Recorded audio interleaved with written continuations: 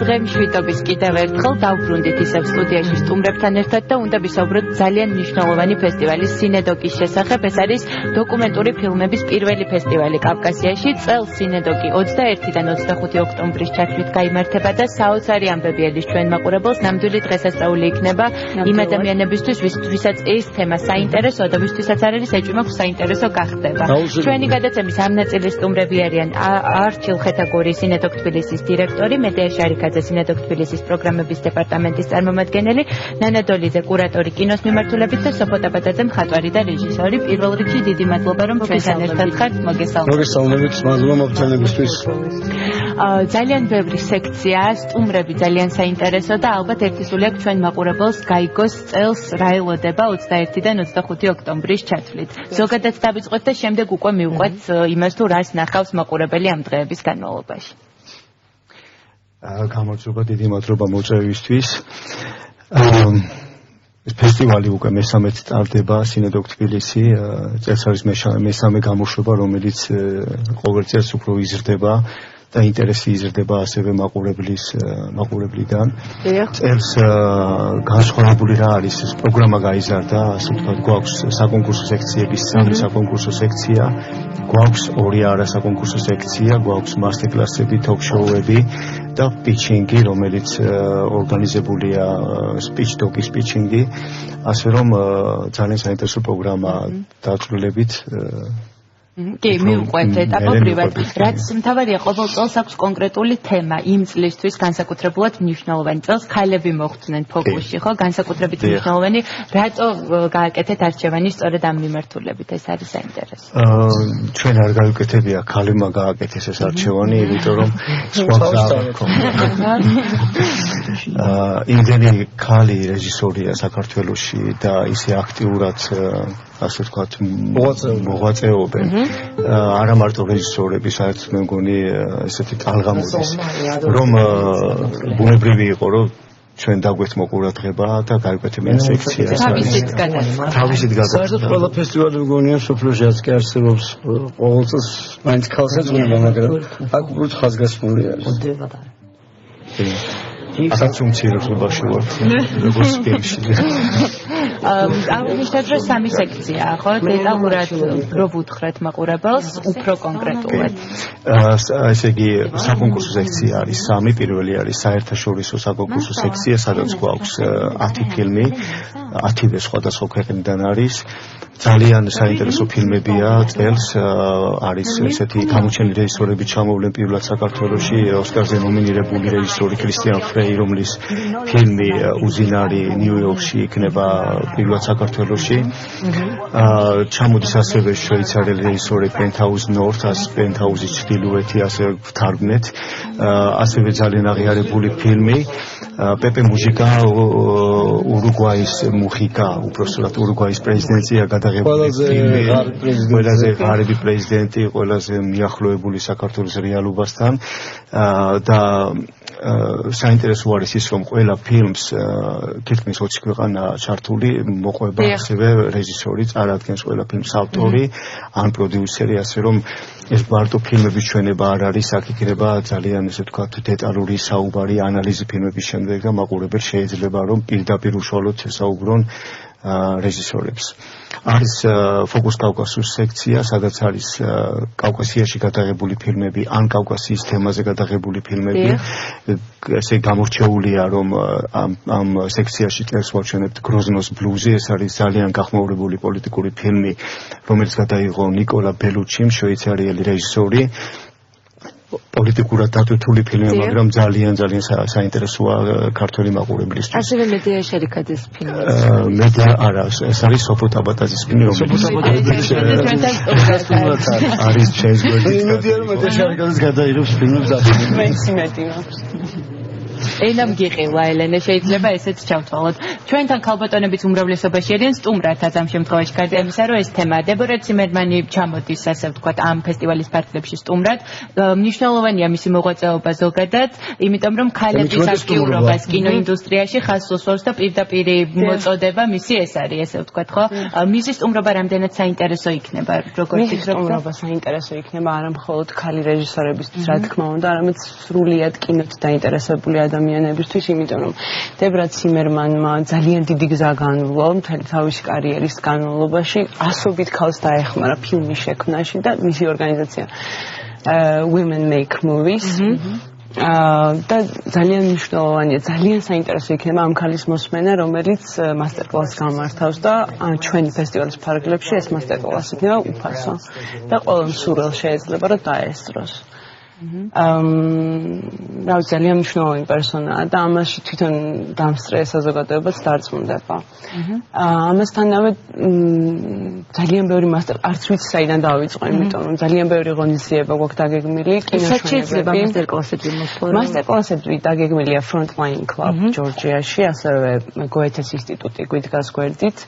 ამას გარდა ჩვენებები ამირანშიც გვექნება ერთი მასტერკლასი. დეტალური ინფორმაცია მაყურებელს შეუძლია ნახოს ჩვენ საიტზე cinedog.tbilisi. რაუცა პრიმატურო სასახსენელია სინემა და დოკუმენტალური ხო გაერთიანებული. დიახ, cinedog. ესე გავაკეთეთ და რა ვიცი წელს უკვე ისეთი მრავალფეროვანი პროგრამა გვაქვს, რომ ნებისმიერი ასაკის, ნებისმიერი ინტერესის მქონე მაყურებელს შეუძლია მოვიდეს ნახოს ფილმები, რომელიც სამუდამოდ მათთან ერთად დარჩებიან და დარწმუნებული ვარ, რომ მაყურებელი ამ ფილმების ნახვის შემდეგ შეიცვლება უკეთესობისკენ. რადგან ისე დავიწყეთ, რომ დავიწყეთ საერთაშორისო სექციით, აუცილებლად უნდა განვიხილოთ რამდენიმე ფილმი, მათ შორის შევეხეთ უძინარი ნიუ-იორკში, რომლის რეჟისორიც ჩამოდის თვითონ სტუმრად, ესეც მნიშვნელოვანია, კრისტიან ფრეი და ალბათ აქაც განსაკუთრებული მოლოდინია, ხო? მაყურებლების. უბრალოდ მინდა დავამატო, რომ კრისტიან ფრეი არის მსოფლიოში ცნობილი რეჟისორი, მისი ფილმი ოსკარზეც იყო ნომინირებული. და ეს ფილმი კონკრეტულად ეს ფილმი არის სიყვარულზე, ასე ვთქვათ, ცოტა გაცვეთილი თემაა, მაგრამ იმდენად საინტერესო პერსპექტივიდან არის დანახული, რომ მაყურებელი აუცილებლად უნდა მოვიდეს და ნახოს თავის საკუთარი თვალით, რომ ეს არის საოცარი ფილმები. ის მაყურებელი მე მგონი, რომელსაც ცოტა ხნის წინ გაუტეხეს გული, ხო? აქ აქტუალური არის ეს თემა და ვისაც უჭირს აი ამ შემდეგ განცდებთან ბრძოლას. მართალია. ადამიანები სამი გმირი ყავს ამ ფილმს, თუ მოკლედ ვიტყვი, გმირები, რომლებიც მიატოვეს. აი ეს აერთიანებს მათ და ნუ დანარჩენს მაყურებელი თავად იხილავს. პეპე მუხიკაზე ჩვენ დავიწყეთ საუბარი, თუმცა თქვათ არ გაგვიგრძელებია, ეს არის ალბათ ფილმი, რომელიც ყველას დაინტერესებს და მოუნდება, რომ ახლოს იყოს ეს რეალობა ჩვენ ცხოვრებაში უფრო დიდი დოზებით, ხო? ამ ფილმზეც ცოტა უფრო რომ გავშალოთ. და უფრო, იმიტომ რომ ძალიან საინტერესოა პერსონაჟი. თვითონ პრეზიდენტი არის. იმას რომ საინტერესო ხდება, რა თქმა უნდა, დოკუმენტური ფილმიც. პეპე მუხიკა იყო ის ფილმი, რომელიც ჩვენ ძალიან გვინდოდა, რომ ჩვენს პროგრამაში მოხვედრილი იყო ის. არის გერმანული ფილმი, რომელიც გადაღებულია გერმანელი შვეიცარიელი რეჟისორის მიერ, რომელიც გერმანიაში მოღვაწეობს. და ასევე დისტრიბუტორი ყავს ერთ-ერთი ყველაზე დიდი გერმანული კომპანია Decker Distribution. ძნელი იყო ამ ფილმის, ასე ვთქვათ, მოპოვება, მაგრამ გამოგვივიდა.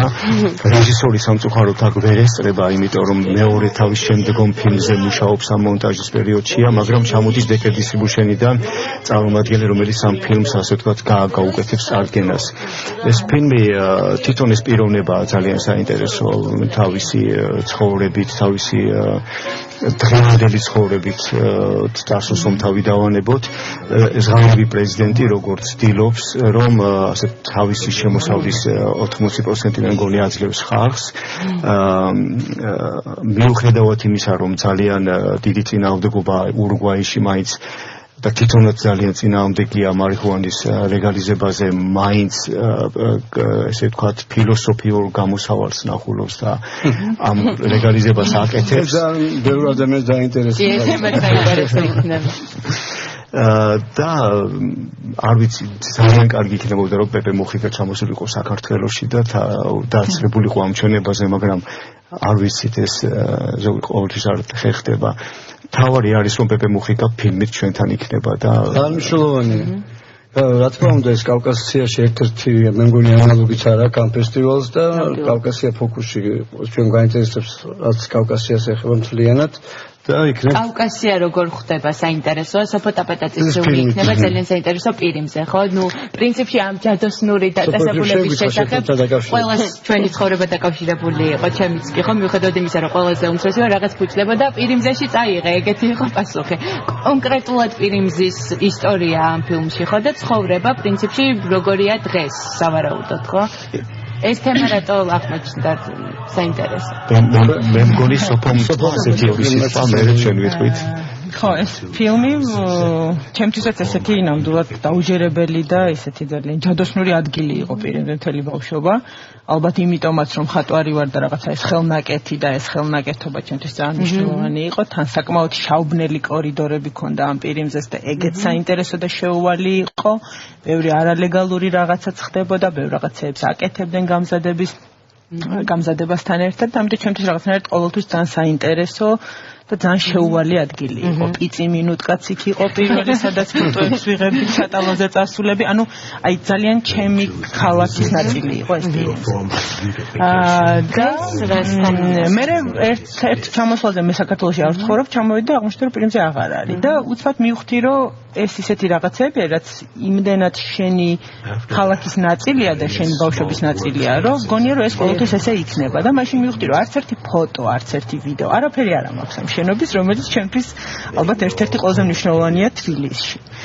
და მე დავიწყე კვლევა, ნუ ეს კვლევა 3 წელი გაგრძელდა და მე კვლევა ჩამოყალიბდა როგორც ფილმი, იმიტომ რომ იმდენი მასალა იყო და იმდენად საინტერესო იყო და პოლიტიკურ ჭრილშიც საინტერესო იყო და თქვათ ძალაუფლების ცვლილების დროს რა მოხდა, როგორ ჩაიგდეს ეს პირიმზე ხელში, ეხა როგორი ცარიელია და შოპინგ A-კლასის ბიზნეს ცენტრად ასაღებს თავს, მაგრამ A-კლასად დიდად არ მუშაობს, იმიტომ რომ ეს მაინც პირიმზის სეგმენტი მე მგონი თქო A-კლასს არ წაადგება.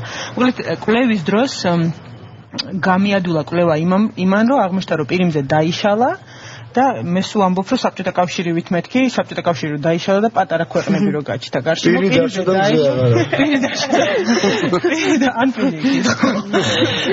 მოკლედ პირიმზე დაიშალა და მის გარშემო გეგონება ესე რომ აფეთქდება და ისინი სადაც გადაიყრება რა ქვია აფეთქების ისინი აღმოცენდა პატარ-პატარა პირიმზეები და მე დავკონცენტრირდი 8 პირიმზეზე 8 თუ 9 აღარ მახსოვს რომელსაც პირიმზე ქვია ანუ ჩემთვის მნიშვნელოვანი იყო რომ ეს იდენტიფიკაცია რომ უნდა ერქვას ამას ასოციაცია უნდა გაჩნდეს ხო ასოციაცია და ვთქვათ ის რომ ეს ადამიანები ამბობენ რომ მე ვარ პირიმზე და არის გარშემო 8 პატარა პირიმზუშკა ასე ვთქვათ ყველა ამბობს რომ მე ვარ და აი აქ გადაღებებით დავიწყე ამ ხალხთან ლაპარაკით მე ამათ თხოვე რუკები დაეხატათ თუ როგორი იყო ძველი პირიმზე და აი ესე აღვადგინე ანუ რეკონსტრუქცია არის ასე ვთქვათ პირიმზის უკვე იმ დროს გადაღებული როდესაც პირიმზე აღარ იყო მაგრამ უკან მივდივართ და ვიხსენებთ რა იყო პირიმზე და ესეთი რომანტიზაციის გარეშე არის თან იმიტომ რომ ადამიანს ვისაც იგივე განცდა ქონდა რაღაც ის აი უცხოობის რომ აღარ არსებობს რაც შენი ბავშვობა იყო ამას კი აი ეს ისეთი თემა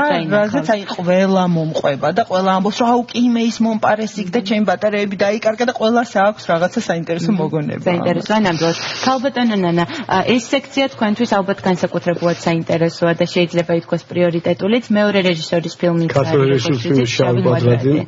ჩემთვის ამ ფესტივალთან დაკავშირებით არის ყველაფერი პრიორიტეტული, იმიტომ რომ მე როგორც კულტურის სამინისტროს წარმომადგენელი მინდა გითხრათ, რომ ერთ-ერთი პირველი ამოცანა ჩვენთვის არის არა კონკრეტული ღონისძიების ხელშეწყობა, არამედ დარგის განვითარების ხელშეწყობა.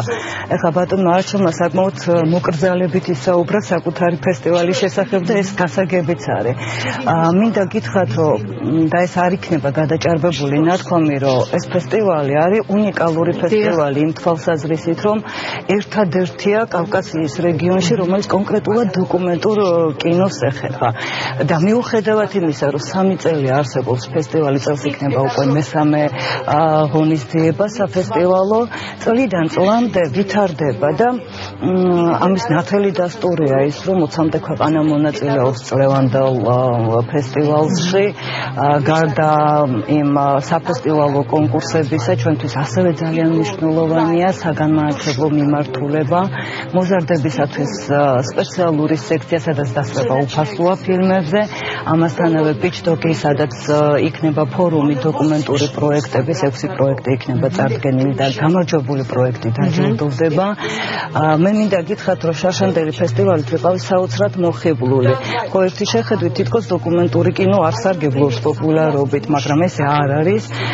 ვინაიდან საკმარისია პროგრამას, თუნდაც სინოფსისის დონეზეც რომ გადახედოთ, მიხვდებით რამდენად მნიშვნელოვანი და ღირებულია ეს ფესტივალი ჩვენთვის და ზოგადად შემოდგომა ძალიან დატვირთულია ჩვენი კინოფესტივალებით და მე მხოლოდ წარმატებები მინდა ამ ფესტივალს უსურვო, სამომავლოდ განვითარება მინდა უსურვო და კულტურის სამინისტრო როგორც წესი ყოველთვის ხელშეწყობილი იქნება აი ესეთი ინიციატივების. ასევე არის ახალგაზრდული სექციაც, ხო, სინედოკ იანგი. შეგიძლიათ რომ გითხრათ, ანუ რომელი ასაკიდან არის, რომელი ასაკიდან იწყება? სკოლის ასაკიდან, ანუ 8-დან 18 წლამდე ბავშვებისთვის არის საინტერესო ჩვენ ამ სექციაში წარმოდგენილი ფილმები, მაგრამ მნიშვნელოვანია ის, რომ სინედოკ იანგსაც შევეხები, მე გეტყვით, რომ ზოგადად ფესტივალის სექციები ისე არის გაკეთებული, აწყობილი, რომ ყველა ასაკის მაყურებელს შეძლოს მოსვლა. სინედოკ იანგისთვის სინედოკ იანგის ფილმებზე დასწრება არის უფასო. ბავშვებს შეუძლიათ მოვიდნენ მშობლებთან. ეგეც თუ შეიძლება რომ უთხრათ მაყურებელს როდის იქნება. ფილმები პროგრამა დევს ჩვენ საიტზე, მაყურებელმა შეუძლიათ თვითონ დაგეგმოს თავისი ვიზიტი, ასე ვთქვათ, კინოთეატრებში. ზეპირად სამწუხაროდ არ ვიცი, როდის რომელი ფილმია, სხვა ფილმები არის და შესაბამისად დევს ჩვენ საიტზე აბსოლუტურად გამომწვევი ინფორმაცია. ანუ ყველა ინფორმაცია არის. Facebook-ზეც გვიდევს, მუდმივად ვანახლებთ, გვაქვს ურთიერთობა უშუალოდ ჩვენს მაყურებელთან და ონლაინ ვართ წარმოდგენილები, ასე ვთქვათ.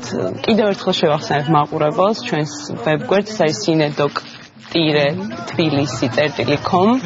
მოვიდეს, ნახო, შემოვიდეს, გვეწვიოს და თუ შეკითხვების შემთხვევაში მოგწეროს ჩვენ ყველა ჩვენს მაყურებელს. დეტალურად ნახავს, თან როდის რისი ნახვა შესაძლებელი. განსაკუთრებულად საინტერესოა ყოველ წელს ვინ რომელი ქვეყანა იქნება განსაკუთრებით მნიშვნელოვანი სტუმარი. ესე ვთქვათ, მიუხედავად იმისა, რომ ყველა სტუმარი ძალიან მნიშვნელოვანია, ერთს გამოარჩევთ და წელს ეს-ერთი არის ისრაელი. და რა პრინციპით ირჩევა? და რას გულისხმობთ, რომ სწორედ ისინი არიან წელს განსაკუთრებით მნიშვნელოვანი სტუმრები? გასულ წელს ჩვენი სტუმარი ქვეყანა არ ყოლია, გასულ წელს ჰქონდა ფესტივალი ფოკუსში, ეს იყო ვიზიონ დურელის ფესტივალი შვეიცარიიდან და ასევე იყო ითვა ამსტერდამის საერთაშორისო დოკუმენტური კინოფესტივალი, მაგრამ შარშანდელი ფესტივალი გავხსენით ისრაელის ფილმით. ასევე იყო ჩართული სხვა 3 ისრაელის ფილმი და ამ ისრაელის ფილმმა გაიმარჯვა, მოიღო მაყურებლის ჯილდო დაიმსახურა. იმის შემდეგ ისრაელის საელჩოსთან ერთად გადავწყვიტეთ, რომ დაგვეგეგმა და გაგვეკეთებინა წელს პირველად ქვეყანა ფოკუსში ისრაელი, იმიტომ რომ აქვს ძალიან დიდი კულტურა დოკუმენტური კინოსი. თან ისრაელი ისეთი ქვეყანაა, რომელიც მეტნაკლებად საქართველოს გავს თავისი მდგომარეობით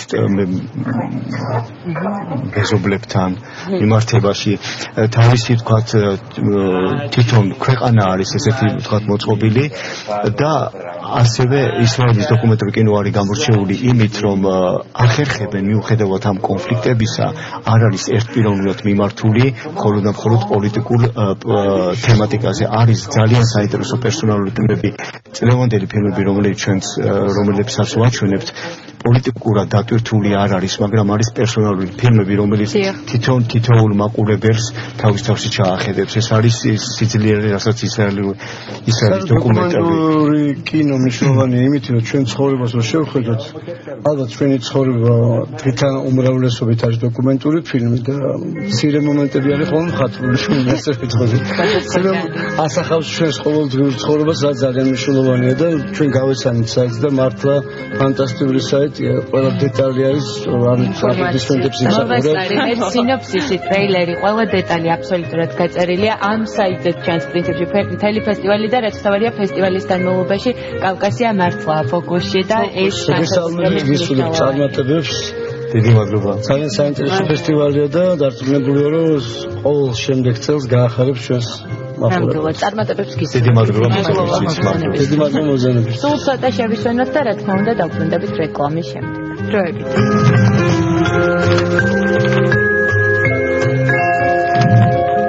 კინო და ტექნოლოგიები, ტურიზმი და საქართველოსთვის საამაყო სითხე ღვინო, ანიმაცია და ურბანული ინიციატივები. გაიცანით ყველაზე საინტერესო ამბებს მსოფლიოდან ერთი არაჩვეულებრივი გამოგონების ინტერნეტის დახმარებით.